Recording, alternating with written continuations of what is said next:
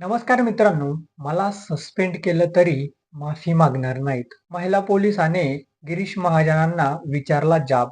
काय घडलं आणि काय आहे ही बातमी आपण एका छोट्याशा व्हिडिओ क्लिपमध्ये बघणार आहोत. चला तर बघून घेऊया आपण. त्या अगोदर एक छोटासा व्हिडिओ आणि त्यानंतर सविस्तर बातमी बघूया. मग बाबासाहेबांचं नाव आहे जो संविधानाला कारणीभूत आहे त्याला तुम्ही संपवायला निघाले. पालकमंत्र्यांची फार मोठी चूक आहे मॅडम, माफी मागणार नाही, पण पालकमंत्र्यांची उपद्रवात घ्यावी.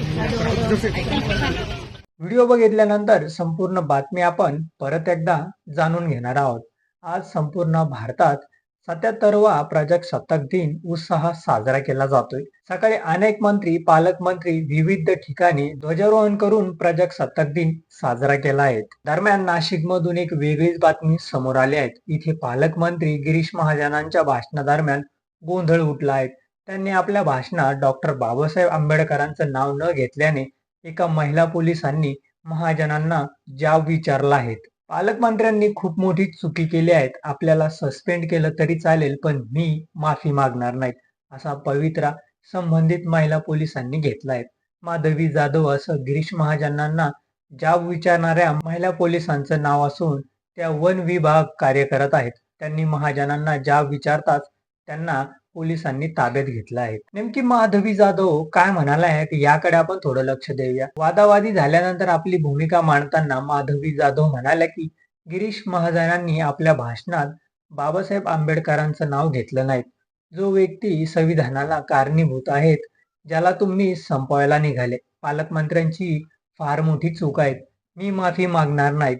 पालकमंत्र्यांनी ही चूक पदरात घ्यावी. मला सोशल मीडियाशी घेणं देणं नाहीत. मी वाळूच्या गाड्या उतरीन, माती काम करेल, पण बाबासाहेबांची ओळख पुसू देणार नाहीत. मला सस्पेंड करायचं असेल तर करू शकता. बाबासाहेबांना संपवायचं काम करायचं नाहीत. मी 15 ऑगस्ट 26 जानेवारी या तारखांना मानत नाहीत, पण लोकशाही मानते. मॅडम, तुम्ही देखील संविधानामुळे आहात. पालकमंत्री देखील संविधानामुळे आहेत. बाबासाहेबांचं नाव आता तरी भाषणात येईल, मग तरी भाषणात येईल याची मी वाट पाहत होते, पण बाबासाहेबांचं नाव भाषणात आलं नाही.